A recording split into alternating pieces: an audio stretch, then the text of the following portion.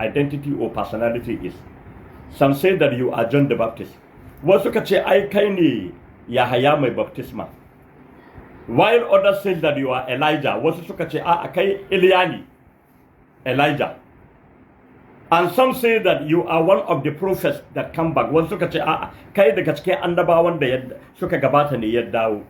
Amma nan they did not ask whether they did not put the name of Jeremiah. But sa sunan Jeremiah ba, as they put the name of Jeremiah in that Matthew chapter 16 verse 13 to 16 kamar yadda suka kira shi can a cikin book of Matthew. And nan Marcus ba ta sa Armiya ba. Then Jesus asked them, say yes, ya tambaye su, what about yourself? What do you say about me? To ku sahabbai na me kuka faɗi game da ni? Then Peter responded. He did not wait for others. Bai jira wa'ancan ba. He responded, sai ya ce, you are the Christ. Kai ne almasihu. Kaga bai ce dan Allah ba, kamar yadda can an ka ce ya faɗa a Matthew chapter 16 verse 16 can inda ne karanto from verse 13 to 16 kenan ya tsaya verse 16. Bai ce dan Allah ba, can ya ce you are the Christ the Son of God. There he said you are the Christ the Son of God. In Matthew chapter 13 verse 16 verse 16 he said you are the Christ the Son of the living God. But here in Mark chapter 8 verse 27 to 29 he said he only say you are the Christ. Yace kai almasihu ne, bai kara mai dan Allah ba. And also in Luke chapter 9 verse 18 to 20 haka bugu da ƙari a cikin Luka cikin Bible sura 9 aya 18 zuwa 20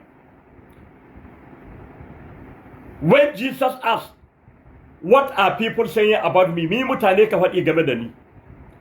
Peter said, they say, some say you are Elijah, others say you are John the Baptist, others say you are one of the prophets. Wasu ka ce kai ne Yahaya mai baptisma, wasu Iliya, wasu kuma abin nan one of the prophets ɗaya daga cikin annaba. Sai ya tambayi Peter, me a matsayina wa ka sani? Yace you are the Christ of God. Kai masihu ne da Allah ya aiko. Anointed one kenan of God. Bai sa ɗan Allah ba nan. Kamar yadda an ka ce ya sa a Mati. To nan akwai problems. Ba za mu ƙetare mu tafi ba 17 ba. Wallahi sai mu yi sarbin ɗin wannan problem. Now we are asking the Christian, but the problem should be solved by the Christians themselves. Not by the Muslims, because the problem is in their Bible. What did Peter actually say to Jesus? Menene Peter actually yayi reply ya ba da raddi ga Jesus ya faɗi? When Jesus asked him, then yes ya tambayi, me ya faɗi? Did he say that you are the Christ, the Son of God, as mentioned in Matthew chapter 16 verse 16? Shin ya ce kai Masihu ne ɗan Allah? Or did he only say that you are the Christ, the Messiah? Ko cewa yayi a kai almasihu ne bai sa ɗan Allah ba, as mentioned in Mark chapter 8 verse 27 to 29, kamar yadda yake cikin Markus sura 8 aya 27 zuwa 29. Or in Luke chapter 9 verse 18 to 20, ko kuma Luka sura 9 aya 18 zuwa 20. What did he say? Nan ma bai ce ɗan Allah ba, nan ma a Markus bai ce mai ɗan Allah ba, amma can sun ka ce wai ya ce mai ɗan Allah.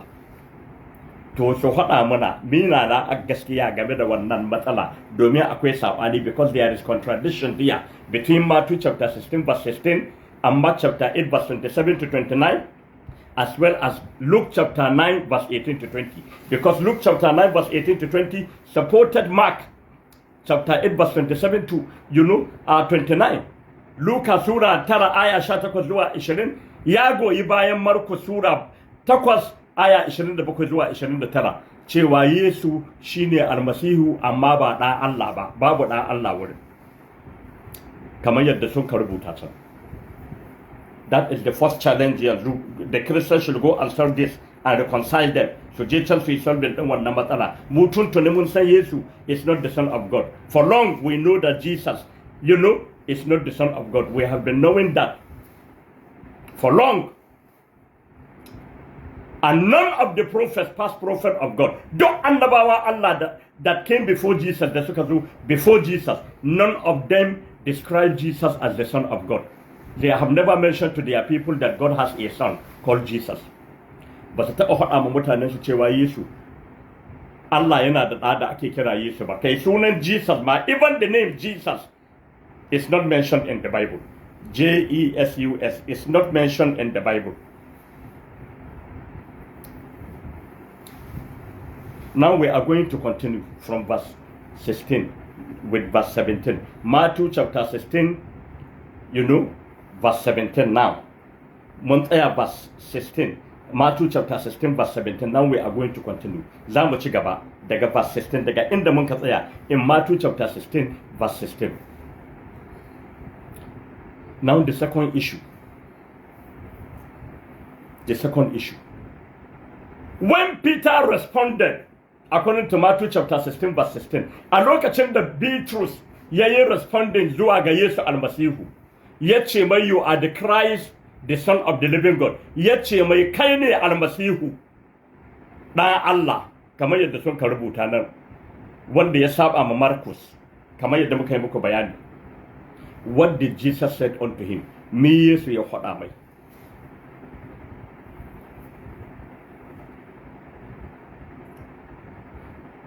Me Yesu ya faɗa mai. Then the Bible says, the same Bible in verse 17 to 19, Matthew chapter 16 verse 17 to 19, Marta Sura 16 aya 17 zuwa 19, it is written that Jesus blessed him. Sai aka ce wai Yesu ya samu albarka. Haka sun ka rubuta. Alhali wagga aya wallahi ba na ambakanin ta ba kuma ba nan take ba. Dauko ta dai sun kai yuharrifuna kalma amma wadu'ihi, sun ka canza kalma daga wajenta. Ba albarka ya same ba amma sun dauko. Amma bari mu ji albarkar da sun ka ce ya same, da ya ce mai wai dan Allah ne. Bari mu ji ya kahin mu kai ku ga point din da muka so mu faɗi within that context. And Jesus responded to Peter and he said, blessed are you, you are blessed. Simon Bar Jonah. Yace alheri da albarka ta tabbata gare ka, Allah shi ma albarka. Simon Bar Jonah yace mai Samiru dan Jonah, dan Yunusa kenan. For flesh and bones have not revealed this unto you. Flesh and blood have not revealed this unto you. Domin ba wani mutum wanda ya yi maka wannan wahayi ko ya faɗa ma. But my Father who is in heaven. Amma wai Ubangiji na da ke sama shi yake nuhi. Ba uba na tsatso ba, domin this word Father da ake umhani da shi a Bible, it has been used even in the Old Testament. A cikin Old Testament ma tsohon alƙawari an yi umhani da shi in the Old Testament. Like what Moses says, kamar abinda Musa ya ce. Deuteronomy chapter 32 verse 6. He said, God is your father. It's used there. The word father is allegorically used, not in the literal sense. Ubangiji ana nuhin the Almighty God. He said, but my father, meaning by God who is in heaven. For thou art Peter the rock, kai ne Peter. And upon this rock I will build my church. Kuma akan wannan duci zan gina ecclesiata.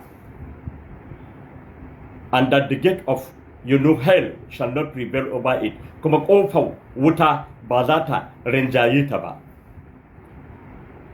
And I will give you the keys of the kingdom of heaven. Zan baka makullin sammai aljanna. That whatsoever you bind on earth will be bind in heaven. Duk abin da ka daure nan duniya za a daure shi lahira. And whatsoever you loose on earth, it will be loose in heaven. Duk abin da ka walwale duniya za a walwale shi lahira. Wato duk abin da ka ina za a tabbatar da shi. This was the promise of Jesus to Peter, but he did not fulfill that promise. Wannan alƙawalin Jesus na ga Peter wai da ya kira shi dan Allah, amma fa bai cika mai wanga alƙawali ba. Later he even cursed him. Ƙarshen ma la'anta ta yayi in Luke chapter 22 verses 21 to 22. A cikin Luka Sura 22, in the book of Matthew, yes, it's mentioned in Luke also. He cursed Peter when Peter denied him 3 times. A lokacin da ya denied him 3 times, he cursed him. Wancan Luke chapter 22 verses 21 to 22, Judas Iscariot ne ya la'anta. He cursed Judas Iscariot there. But in another place, when he denied him, he disowned Peter, disowned Jesus. Peter disowned Jesus because he did not fulfill that promise. Bai cika alƙawarin ba. But this verse 17 to 19, wannan aya 17 zuwa 19, that was not it, please. Ba nan ya kamata ta zama ba, ta kasance ba. But the reply of Jesus to Peter, abinda Jesus ya ce ma Peter, when Peter said that you are the Christ, the Son of the living God, da ya ce mai kai ne almasihu da Allah, Jesus cursed him. Wallahi Jesus la'anta ta yayi. And where is that curse written? It's written in the same Matthew chapter 16 verse 23. Matthew chapter 16, Matta sura 16 aya 23. Ita awwan nan wurin sun ka dauke ta sun ka mai sheta ta 23. Ta 17 kuma sun ka kawo ta wannan wuri. And what did Jesus say? When Peter called him the Son of the living God, what did he actually say? That was transferred to verse 23. Da aka kai ga aya ta 23. Jesus said, "Get away from me, Satan." Ka kauce daga gare ni, Shaitan. For this thought of yours don't come from God. Domin wannan magana da kai ka ce wai ni dan Allah ne. Don't come from God, ba daga Allah take ba, but from men, amma daga mutane abinda suka wada cewa ni dan Allah ne. Ba daga Allah take ba, wannan wallahi shi an reply. Shi ya kamata ya zan verse 17 after verse 16. Inda Peter ya ce ma Jesus a verse 16, kai ne almasihu dan Allah a cikin Matthew. Jesus reply din da yayi shine na Matthew chapter 16 verse 23. Yace may get away from me. The reply of Jesus to him is in Matthew chapter 16 verse 23. It was located there. Instead of being in verse 17, they transfer it there in order to cause confusion. Jesus said, "Get away from me. Thou art Satan, you are Satan." Ka kauce daga nan kai shaitan ne. For this thought of yours, domin waɗannan maganganu naka don't come from God, ba daga Allah take ba, but from men, amma daga mutane. Yes. And if you want to confirm this, read the book of Luke chapter 4 verse 41. In kuna so ku ƙara tabbatar da wannan, ku karanta Luka sura 4 aya 41. The devils came out of many, shaitanu suka hito daga cikin mutane, saying, sun ka ce ma Yesu, "You are the Christ, the Son of the living God." Suka ce ma Jesus, kai ɗan Allah ne, kai ne Masihu ɗan Allah. And Jesus rebuked them and condemned them and cursed them. Say Jesus ya la'ance su. And he said, "Get away from me, the devils." Ku kauce daga gare ni shaitanu. And he suffered them not to speak that word. Sai ya ce kasa sake maimaita wannan magana, cewa shi ɗan Allah ne. Ku karanta Luka sura 4 aya 41. Then in Luke chapter 22 verses 70 to 71, a cikin Luka sura 22 aya 70 zuwa 71, the priests and the elders asked Jesus, shugabannin Yahuda suka tambayi Jesus, "Are you the Son of God?" Kai ɗan Allah ne? He said that you are the one that say that I am. Ku ne kun kace ni ɗan Allah ne. Zalika qawlihim bi afwahihim. That is just the words of their mouth. Therefore, when Peter told Jesus, "You are the Son of the living God," kai ɗan Allah